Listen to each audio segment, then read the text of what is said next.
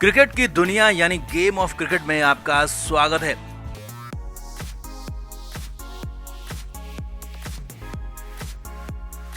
Delhi Capitals ने एक बार फिर कोलकाता नाइट राइडर्स को हरा दिया। इस सीजन ये लगातार दूसरा मौका था जब केकेआर को दिल्ली की टीम ने मात दी और सबसे बड़ी बात ये रही कि दोनों ही बार दिल्ली की जीत में कुलदीप यादव हीरो रहे। जी हां, वही कुलदीप यादव जिनकी केकेआर में एक या फिर दो नहीं बल्कि पूरे 4 साल बेकदरी हुई। कुलदीप को लगभग वहां खत्म ही कर दिया गया था, लेकिन इस सीजन कुलदीप ने दिल्ली कैपिटल्स के लिए जबरदस्त धमाल मचाया और अपनी पिछली टीम केकेआर के खिलाफ तो 2 मैचों में 4-4 विकेट ले डाले और अब की बार जब मैन ऑफ द मैच बने तो कुलदीप यादव का दर्द भी छलक पड़ा। कुलदीप ने केकेआर के कोच ब्रेंडन मैकलम की पोल खोल दी और सबसे बड़ा हमला कर दिया, सुपारी तक बता दिया। तो क्या क्या कहा कुलदीप ने, क्या हुआ था कुलदीप के साथ केकेआर की टीम में, सब कुछ कुलदीप ने बताया। आपको भी बताते हैं, आप भी कुलदीप को लेकर अपनी राय जरूर दें, वीडियो को शेयर भी करें। तो दिल्ली कैपिटल्स ने धमाकेदार जीत केकेआर पर हासिल की। जीत भी ऐसी थी कि केकेआर के सारे रास्ते बंद कर दिए और कोलकाता नाइट राइडर्स को बुरी तरह से धो दिया। सबसे बड़ी बात यह रही कि केकेआर की हार में सबसे बड़ा योगदान कुलदीप यादव का रहा। वही कुलदीप जिन्हें केकेआर ने बेंच पर बैठाए रखा और लगभग बर्बाद कर दिया था, खत्म कर दिया था।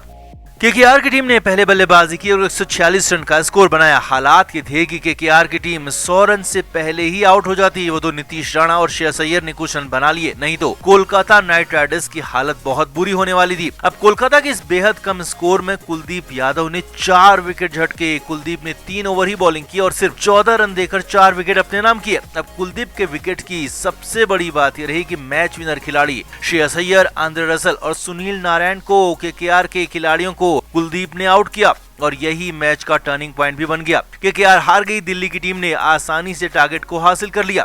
अब दिल्ली कैपिटल्स को जीत मिली तो कुलदीप यादव को मैन ऑफ द मैच का खिताब दिया गया। कुलदीप ने शानदार गेंदबाजी की थी।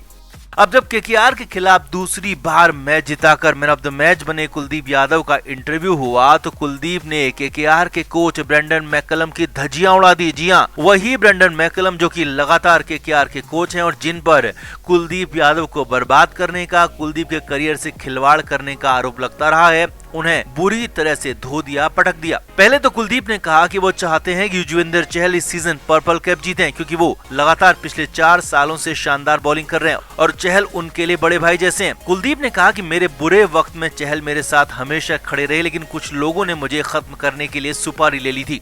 जी हाँ, कुलदीप ने कोलकाता के कोच ब्रेंडन मैकलम का नाम तो नहीं लिया, लेकिन साफ साफ इशारों में कहा कि ब्रेंडन ने उन्हें खत्म करने के लिए कोई कमी नहीं छोड़ी थी। हर वो काम किया जिससे कि कुलदीप का करियर खत्म हो जाए। कुलदीप ने कहा, मैं समझ नहीं पा रहा था कि मेरे साथ केकेआर में ऐसा बर्ताव क्यों हो रहा था। कुलदीप ने कहा, मुझे लग रहा था कि क्या मैं इतना खराब हूँ कि एक मैच तक नहीं खेल सकता और मेरा कॉन्फिडेंस खत्म कर दिया गया था। कुलदीप ने कहा कि मैं क्रिकेट छोड़ने तक के बारे में सोचने लगा था और मुझे लगने लगा था कि अब मैं कुछ और नहीं कर सकता और कुछ लोगों ने मुझे खत्म करने के लिए सारे के सारे काम कर लिए थे। हालांकि कुलदीप ने दिल्ली के कप्तान ऋषभ पंत की तारीफ की और कहा कि पंत ने उन्हें खुलकर बॉलिंग करने की आजादी दी और इसी वजह से आज वो अच्छी बॉलिंग भी कर पा रहे हैं और उन लोगों को भी दिखा पा रहे हैं जो कि उनको खत्म करने पर तुले हुए थे। और यहाँ पर इशारा साफ साफ ब्रेंडन मैकलम की ही तरफ था। असल में कुलदीप यादव के साथ पिछले 4 साल केकेआर की टीम में बेहद ही खराब बर्ताव हुआ। कुलदीप को मैच नहीं खिलाए गए, लगातार बेंच पर बैठाए रखा और 2021 के सीजन में तो कुलदीप यादव को एक भी मैच खेलने का मौका नहीं दिया गया और इसके पीछे केकेआर के कोच ब्रेंडन मैकलम का हाथ बताया गया। और अब कुलदीप ने शानदार अंदाज में उसी केकेआर से बदला ले लिया क्योंकि अगर केकेआर प्लेऑफ से बाहर होती है तो इसकी बड़ी वजह कुलदीप यादव ही होंगे और दिल्ली के खिलाफ लगातार 2 मैचों में हार ही होगी। तो आपका क्या मानना है, क्या कुलदीप यादव के साथ केकेआर में गलत हुआ और कुलदीप का बदला कितना सटीक है? कमेंट करके आप भी जरूर बताएं, वीडियो को शेयर भी करें। तो पंजाब किंग्स ने सीजन दूसरी बार चेन्नई सुपर किंग्स को हरा दिया। 11 रन से सीएसके हार गई। हालांकि मैच आखिरी ओवर तक चला और आखिरी ओवर में भी चेन्नई की जीत के पूरे चांस थे क्योंकि Mahendra Singh Dhoni the great finisher मैदान में थे, लेकिन चेन्नई के फैंस को मायूस होना पड़ा क्योंकि जीत मिल नहीं पाई। मगर यहीं पर आखिरी ओवर को लेकर जडेजा पर जो सवाल खड़े हो रहे हैं वो हैरानी भरे हैं और यहाँ तक कि धोनी के आउट होने, सीएसके की हारने की वजह भी जडेजा को ही बताया जा रहा है। अब आखिरी ओवर में क्या हुआ सिलसिलेवार तरीके से वो देखिए और समझिए। आखिरी ओवर लेकर पंजाब के लिए ऋषि धवन आए और ऋषि धवन के सामने थे महेंद्र सिंह धोनी, जो कि बड़े शॉट्स के लिए तैयार थे और धवन को निशाना बनाना ही अंतिम विकल्प था और हुआ भी यही। आखिरी ओवर की पहली ही बॉल पर धोनी ने डीप बैकवर्ड स्क्वायर लेग की तरफ बॉल को मारा और बॉल स्टैंड्स में पहुंच गई, छक्का हो गया। जी हां, पहली बॉल पर ही माही ने छक्का मार दिया था, पूरा स्टेडियम झूम उठा। अब 5 बॉल में 21 रन की जरूरत थी, अभी भी लंबे शॉट्स की ही जरूरत थी, लेकिन अगली बॉल धवन ने बाउंसर मारने की कोशिश की और इस दौरान बॉल इतनी ज्यादा ऊंची चली गई कि चालाक धोनी ने इसे छोड़ दिया, बॉल को जाने दिया और अंपायर ने व्हाइट बॉल इसे करार दे दिया।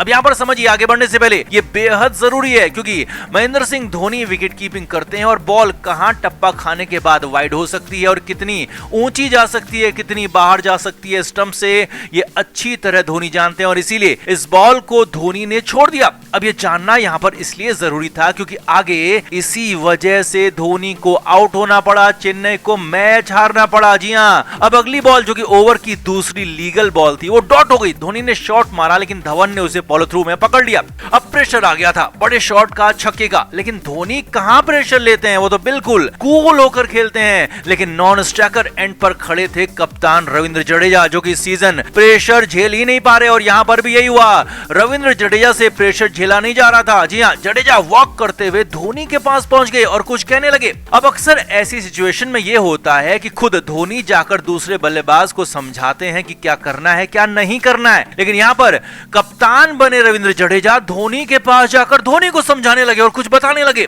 अब वैसे तो धोनी प्रेशर लेते नहीं है, कूल रहते हैं, लेकिन जडेजा ने पहले तो खुद जबरदस्त प्रेशर ले लिया, तनाव ले लिया और फिर उस प्रेशर और टेंशन को धोनी को ट्रांसफर भी कर दिया, धोनी के ऊपर भी डाल दिया। और ओवर की तीसरी बॉल जो कि लेग स्टंप से बेहद ज्यादा बाहर थी, वाइड बॉल ही होती, उस पर धोनी ने जबरन मजबूरी में शॉट मार दिया।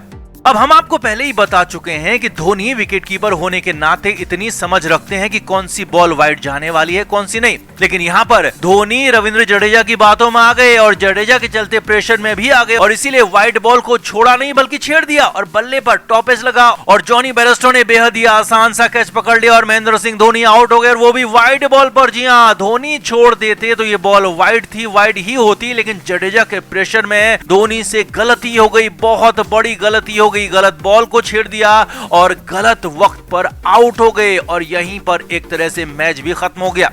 अब धोनी आउट नहीं होते तो ये भी वाइड बॉल होती और 4 बॉल में 19 रन की जरूरत होगी और जो कि पिछले मैच में धोनी कमाल कर चुके थे। पिछले मैच में धोनी ने 4 बॉल में ही बाजी पलटी थी, 17 रन वहां पर बनाए थे और यहां भी बेहद आसानी से कर सकते थे, लेकिन धोनी आउट हो गए और बाकी बल्लेबाजों में तो दम था ही नहीं। कप्तान रविंद्र जडेजा खुद इतना धीमा खेल रहे थे कि हार की आधी वजह तो खुद उनकी धीमी बल्लेबाजी भी रही। जडेजा जब से क्रीज में आए ना वो चौका लगा पा रहे थे और ना ही छक्का और ना ही स्ट्राइक बदल पा रहे थे। वो तो आखिरी ओवर में जब हार एक तरह से पक्की हो गई थी वो तुक्के में जडेजा का छक्का लग गया, नहीं तो जडेजा सबसे खराब बल्लेबाजी यहां पर करते हुए दिखे और सबसे खराब फैसला तो मिशेल सेंटनर को तीसरे नंबर पर भेजने का रहा। सेंटनर ने सिर्फ बॉल बर्बाद की, टीम पर दबाव बढ़ाया, फिर आउट होकर चलते बने, बाकी बल्लेबाजों का काम बेहद मुश्किल कर दिया।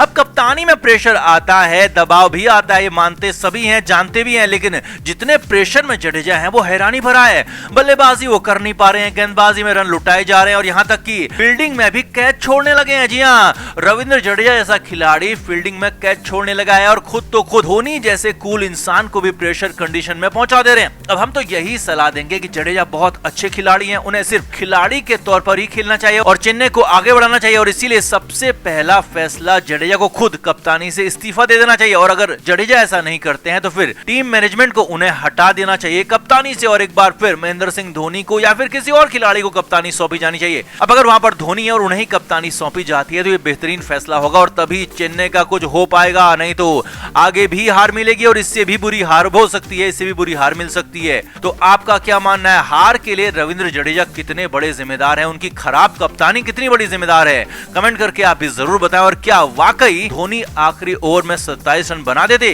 कमेंट जरूर करें, वीडियो को शेयर भी करें। क्रिकेट के हर नए अपडेट के लिए गेम ऑफ क्रिकेट को सब्सक्राइब करें और उसके बाद बेल आइकन को प्रेस करना ना भूलें ताकि सिर्फ आपको मिले गेम ऑफ क्रिकेट की हर खबर सबसे पहले।